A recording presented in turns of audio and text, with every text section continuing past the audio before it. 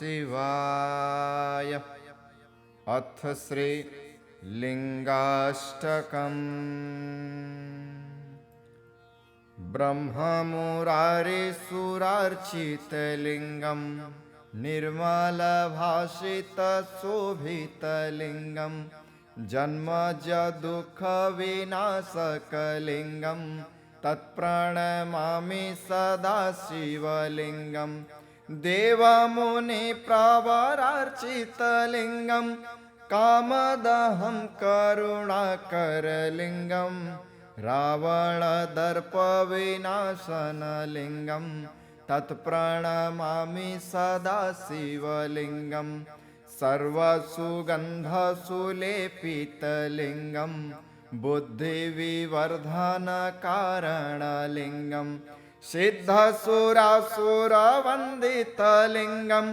तत्प्रणमामि सदा शिवलिङ्गं। कनकमहामणिभूषितलिङ्गं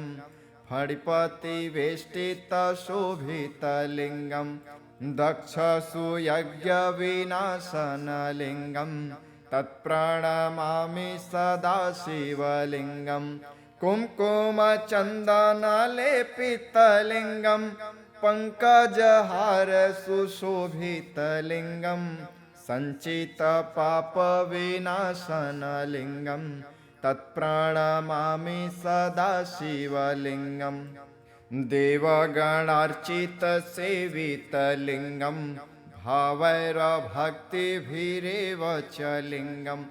दिनकरकोटिप्रभाकरलिङ्गं तत्प्रणमामि सदा शिवलिङ्गम्। अष्टदलोपरिवेष्टितलिङ्गं सर्वसमुद्भवकारणलिङ्गम् अष्टदरिद्रविनाशनलिङ्गं तत्प्रणमामि सदा शिवलिङ्गं। सुरगुरुसुरवरपूजितलिङ्गं सुरवनपुष्पसदार्चितलिङ्गं परात्परं परमात्मकलिङ्गं तत्प्रणमामि सदा शिवलिङ्गं। तत्प्रणमामि सदा शिवलिङ्गं तत्प्रणमामि सदा शिवलिङ्गं। लिङ्गाष्टकमिदं पुण्यं यः पठेत् शिवसन्निधौ शिवलोकमवाप्नोति शिवेन सह मोदते। ब्रह्ममुरारिसुरार्चितलिङ्गं निर्मलभाषितशोभितलिङ्गं जन्मजदुःखविनाशकलिङ्गं तत्प्रणमामि सदा शिवलिङ्गं। देवमुनिप्रवरार्चितलिङ्गं कामदहं करुणाकरलिङ्गं रावणदर्पविनाशनलिङ्गं तत्प्रणमामि सदा शिवलिङ्गं। सर्वसुगन्धसुलेपितलिङ्गं बुद्धिविवर्धनकारणलिङ्गं सिद्धसुरासुरवन्दितलिङ्गं तत्प्रणमामि सदा शिवलिङ्गं। कनकमहामणिभूषितलिङ्गं फणिपतिवेष्टितशोभितलिङ्गं दक्षसुयज्ञविनाशनलिङ्गं तत्प्रणमामि सदा शिवलिङ्गं। कुङ्कुमचन्दनलेपितलिङ्गं पङ्कजहारसुशोभितलिङ्गं सञ्चितपापविनाशनलिङ्गं तत्प्रणमामि सदा शिवलिङ्गं। देवगणार्चितसेवितलिङ्गं भावैरभक्तिभिरेव च लिङ्गं दिनकरकोटिप्रभाकरलिङ्गं तत्प्रणमामि सदा शिवलिङ्गम्। अष्टदलोपरिवेष्टितलिङ्गं सर्वसमुद्भवकारणलिङ्गं अष्टदरिद्रविनाशनलिङ्गं तत्प्रणमामि सदा शिवलिङ्गं सुरगुरु सुरवर पूजितलिङ्गं सुरवन पुष्पसदार्चितलिङ्गं परात्परं परमात्मकलिङ्गं तत्प्रणमामि सदा शिवलिङ्गं तत्प्रणमामि सदा शिवलिङ्गं तत्प्रणमामि सदा शिवलिङ्गं लिङ्गाष्टकमिदं पुण्यं यः पठेत् शिवसन्निधौ शिवलोकमवाप्नोति शिवेन सह मोदते ब्रह्ममुरारिसुरार्चितलिङ्गं निर्मलभाषितशोभितलिङ्गं जन्मजदुःखविनाशकलिङ्गं तत्प्रणमामि सदा शिवलिङ्गं देवमुनिप्रवरार्चितलिङ्गं कामदहं करुणाकरलिङ्गं रावणदर्पविनाशनलिङ्गं तत्प्रणमामि सदा शिवलिङ्गं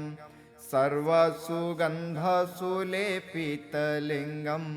बुद्धिविवर्धनकारणलिङ्गं सिद्धसुरासुरवन्दितलिङ्गं तत्प्रणमामि सदा शिवलिङ्गं कनकमहामणिभूषितलिङ्गं फणिपतिवेष्टितशोभितलिङ्गं दक्षसुयज्ञविनाशनलिङ्गं तत्प्रणमामि सदा शिवलिङ्गं कुङ्कुमचन्दनलेपितलिङ्गं पङ्कजहारसुशोभितलिङ्गं सञ्चितपापविनाशनलिङ्गं तत्प्रणमामि सदा शिवलिङ्गं देवगणार्चितसेवितलिङ्गं भावैरभक्तिभिरेव च लिङ्गं दिनकरकोटिप्रभाकरलिङ्गं तत्प्रणमामि सदा शिवलिङ्गं अष्टदलोपरिवेष्टितलिङ्गं सर्वसमुद्भवकारणलिङ्गं अष्टदरिद्रविनाशनलिङ्गं तत्प्रणमामि सदा शिवलिङ्गं सुरगुरु सुरवर पूजितलिङ्गं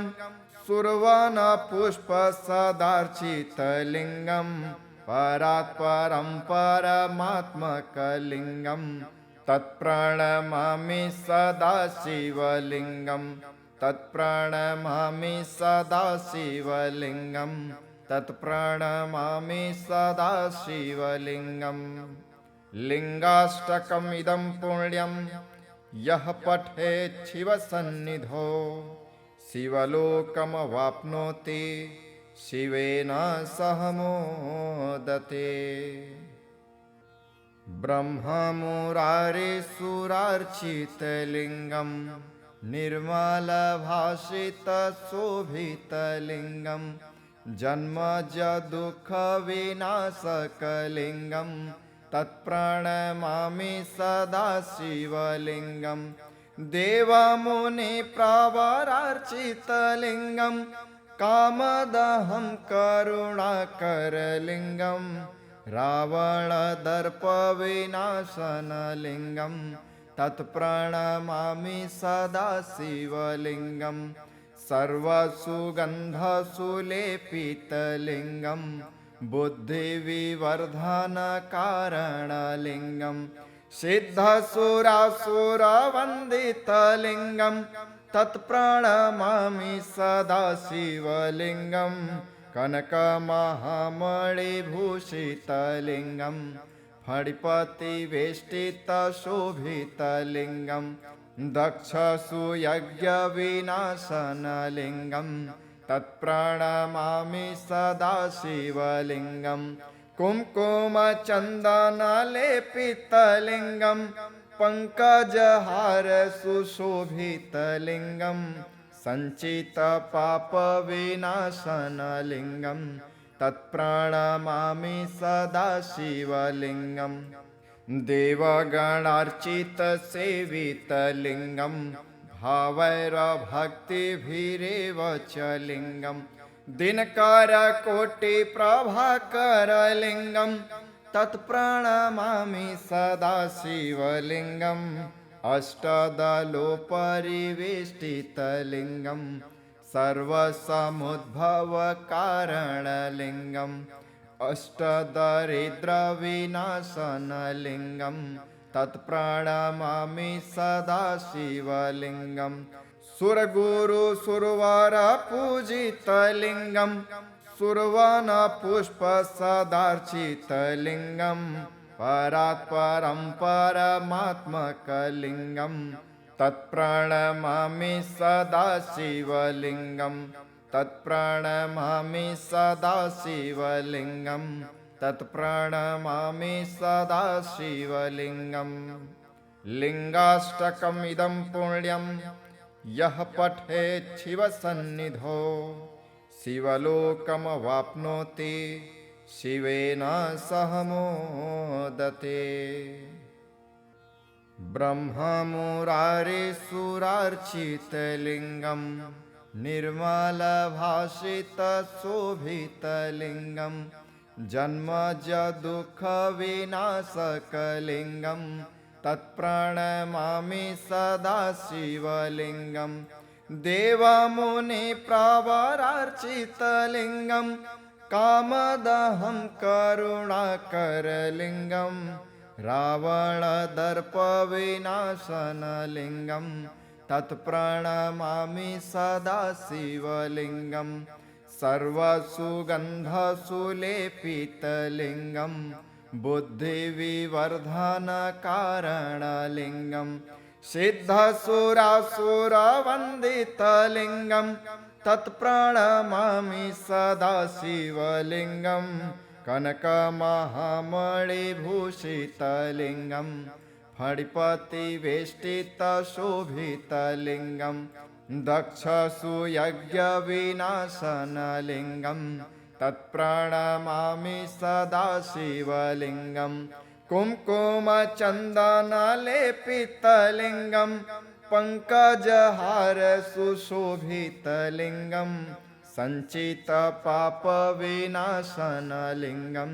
तत्प्रणमामि सदा शिवलिङ्गं देवगणार्चितसेवितलिङ्गं भावैरभक्तिभिरेव च लिङ्गं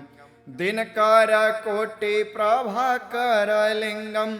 तत्प्रणमामि सदा शिवलिङ्गम् अष्टदलोपरिवेष्टितलिङ्गं सर्वसमुद्भवकारणलिङ्गम् अष्टदरिद्रविनाशनलिङ्गं तत्प्रणमामि सदा शिवलिङ्गं सुरगुरुसुरवरपूजितलिङ्गं सुरवनपुष्पसदार्चितलिङ्गं परात्परं परमात्मकलिङ्गं तत्प्रणमामि सदा शिवलिङ्गं तत्प्रणमामि सदा शिवलिङ्गं तत्प्रणमामि सदा शिवलिङ्गम् लिङ्गाष्टकमिदं पुण्यं यः पठेत् शिवसन्निधौ शिवलोकमवाप्नोति शिवेन सह मोदते ब्रह्ममुरारिसुरार्चितलिङ्गं निर्मलभाषितशोभितलिङ्गं जन्मजदुःखविनाशकलिङ्गं तत्प्रणमामि सदा शिवलिङ्गं देवमुनिप्रवरार्चितलिङ्गं कामदहं करुणाकरलिङ्गं रावणदर्पविनाशनलिङ्गं तत्प्रणमामि सदा शिवलिङ्गं सर्वसुगन्धसुलेपितलिङ्गं बुद्धिविवर्धनकारणलिङ्गं सिद्धसुरासुरवन्दितलिङ्गं तत्प्रणमामि सदा शिवलिङ्गं कनकमहामणिभूषितलिङ्गं फणिपतिवेष्टितशोभितलिङ्गं दक्षसुयज्ञविनाशनलिङ्गं तत्प्रणमामि सदा शिवलिङ्गं कुङ्कुमचन्दनलेपितलिङ्गं पङ्कजहार सुशोभितलिङ्गं सञ्चितपापविनाशनलिङ्गं तत्प्रणमामि सदा शिवलिङ्गं देवगणार्चितसेवितलिङ्गं भावैरभक्तिभिरेव च लिङ्गं दिनकरकोटिप्रभाकरलिङ्गं तत्प्रणमामि सदा शिवलिङ्गम् अष्टदलोपरिवेष्टितलिङ्गं सर्वसमुद्भवकारणलिङ्गम् अष्टदरिद्रविनाशनलिङ्गं तत्प्रणमामि सदा शिवलिङ्गं सुरगुरुसुरवरपूजितलिङ्गं सुरवनपुष्पसदार्चितलिङ्गं परात्परं परमात्मकलिङ्गं तत्प्रणमामि सदा शिवलिङ्गं तत्प्रणमामि सदा शिवलिङ्गं तत्प्रणमामि सदा शिवलिङ्गं लिङ्गाष्टकमिदं पुण्यं यः पठेत् शिवसन्निधौ शिवलोकमवाप्नोति शिवेन सह मोदते ब्रह्ममुरारिसुरार्चितलिङ्गं निर्मलभाषितशोभितलिङ्गं जन्मजदुःखविनाशकलिङ्गं तत्प्रणमामि सदा शिवलिङ्गं देवमुनिप्रवरार्चितलिङ्गं कामदहं करुणाकरलिङ्गं रावणदर्पविनाशनलिङ्गं तत्प्रणमामि सदा शिवलिङ्गं सर्वसुगन्धसुलेपितलिङ्गं बुद्धिविवर्धनकारणलिङ्गं सिद्धसुरासुरवन्दितलिङ्गं तत्प्रणमामि सदा शिवलिङ्गं कनकमहामणिभूषितलिङ्गं फणिपतिवेष्टितशोभितलिङ्गं दक्षसुयज्ञविनाशनलिङ्गं तत्प्रणमामि सदा शिवलिङ्गं कुङ्कुमचन्दनलेपितलिङ्गं पङ्कजहार सुशोभितलिङ्गं सञ्चितपापविनाशनलिङ्गं तत्प्रणमामि सदा शिवलिङ्गं देवगणार्चितसेवितलिङ्गं भावैरभक्तिभिरेव च लिङ्गं दिनकरकोटिप्रभाकरलिङ्गं तत्प्रणमामि सदा शिवलिङ्गम् अष्टदलोपरिवेष्टितलिङ्गं सर्वसमुद्भवकारणलिङ्गम् अष्टदरिद्रविनाशनलिङ्गं तत्प्रणमामि सदा शिवलिङ्गं सुरगुरुसुरवरपूजितलिङ्गं सुरवनपुष्पसदार्चितलिङ्गं परात्परं परमात्मकलिङ्गं तत्प्रणमामि सदा शिवलिङ्गं तत्प्रणमामि सदा शिवलिङ्गं तत्प्रणमामि सदा शिवलिङ्गं लिङ्गाष्टकमिदं पुण्यं यः पठेत् शिवसन्निधौ शिवलोकमवाप्नोति शिवेन सह मोदते ब्रह्ममुरारिसुरार्चितलिङ्गं निर्मलभाषितशोभितलिङ्गं जन्मजदुःखविनाशकलिङ्गं तत्प्रणमामि सदा शिवलिङ्गं देवमुनिप्रवरार्चितलिङ्गं कामदहं करुणाकरलिङ्गं रावणदर्पविनाशनलिङ्गं तत्प्रणमामि सदा शिवलिङ्गं सर्वसुगन्धसुलेपितलिङ्गं बुद्धिविवर्धनकारणलिङ्गं सिद्धसुरासुरवन्दितलिङ्गं तत्प्रणमामि सदा शिवलिङ्गं कनकमहामणिभूषितलिङ्गं फणिपतिवेष्टितशोभितलिङ्गं दक्षसुयज्ञविनाशनलिङ्गं तत्प्रणमामि सदा शिवलिङ्गं कुङ्कुमचन्दनलेपितलिङ्गं पङ्कजहारसुशोभितलिङ्गं सञ्चितपापविनाशनलिङ्गं तत्प्रणमामि सदा शिवलिङ्गं देवगणार्चितसेवितलिङ्गं भावैरभक्तिभिरेव च लिङ्गं दिनकरकोटिप्रभाकरलिङ्गं तत्प्रणमामि सदा शिवलिङ्गम् अष्टदलोपरिवेष्टितलिङ्गं सर्वसमुद्भवकारणलिङ्गम् अष्टदरिद्रविनाशनलिङ्गं तत्प्रणमामि सदा शिवलिङ्गं सुरगुरुसुरवरपूजितलिङ्गं सुरवनपुष्पसदार्चितलिङ्गं परात्परं परमात्मकलिङ्गं तत्प्रणमामि सदा शिवलिङ्गं तत्प्रणमामि सदा शिवलिङ्गं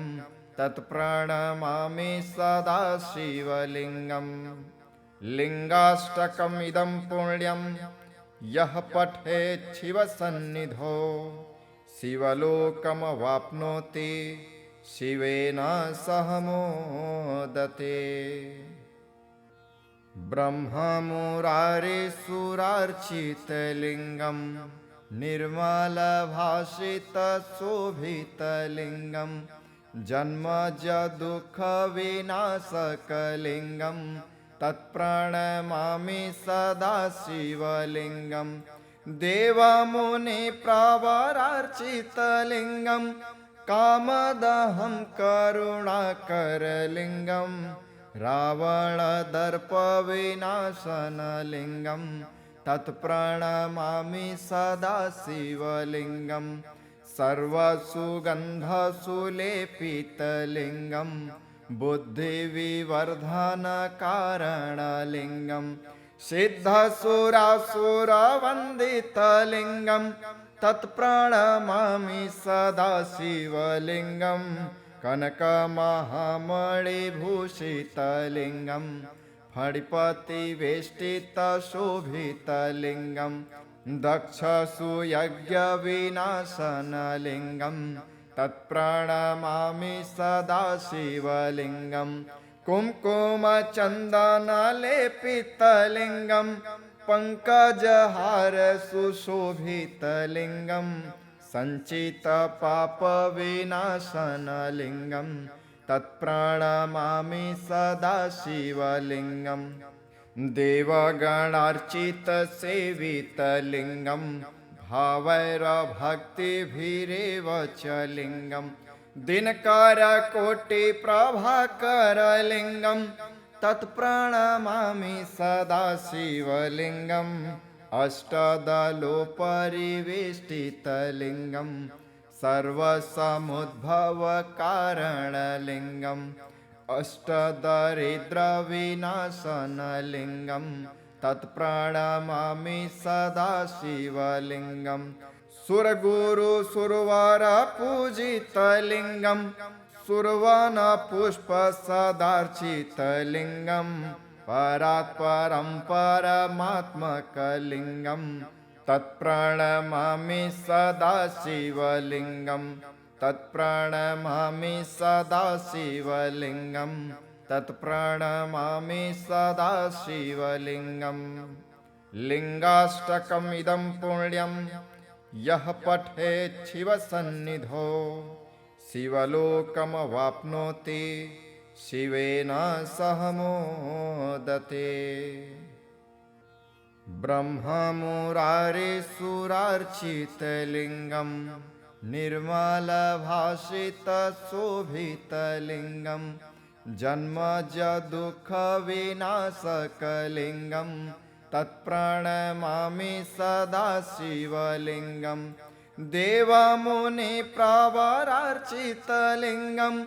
कामदहं करुणाकरलिङ्गं रावणदर्पविनाशनलिङ्गं तत्प्रणमामि सदा शिवलिङ्गं सर्वसुगन्धसुलेपितलिङ्गं बुद्धिविवर्धनकारणलिङ्गं सिद्धसुरासुरवन्दितलिङ्गं तत्प्रणमामि सदा शिवलिङ्गं कनकमहामणिभूषितलिङ्गं फणिपतिवेष्टितशोभितलिङ्गं दक्षसुयज्ञविनाशनलिङ्गं तत्प्रणमामि सदा शिवलिङ्गं कुङ्कुमचन्दनलेपितलिङ्गं पङ्कजहारसुशोभितलिङ्गं सञ्चितपापविनाशनलिङ्गं तत्प्रणमामि सदा शिवलिङ्गं देवगणार्चितसेवितलिङ्गं भावैरभक्तिभिरेव च लिङ्गं दिनकरकोटिप्रभाकरलिङ्गं तत्प्रणमामि सदा शिवलिङ्गम् अष्टदलोपरिवेष्टितलिङ्गं सर्वसमुद्भवकारणलिङ्गम् अष्टदरिद्रविनाशनलिङ्गं तत्प्रणमामि सदा शिवलिङ्गं सुरगुरुसुरवरपूजितलिङ्गं सुरवनपुष्पसदार्चितलिङ्गं परात्परं परमात्मकलिङ्गं तत्प्रणमामि सदा शिवलिङ्गं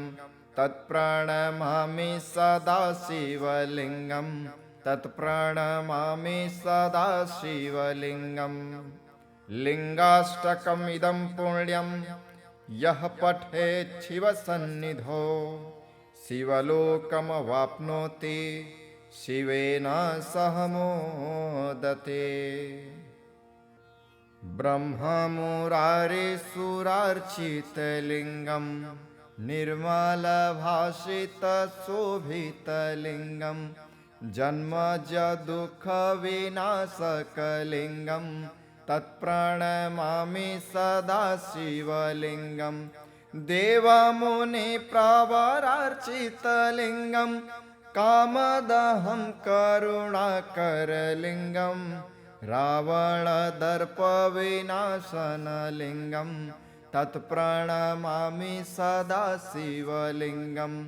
सर्वसुगन्धसुलेपितलिङ्गं बुद्धिविवर्धनकारणलिङ्गं सिद्धसुरासुरवन्दितलिङ्गं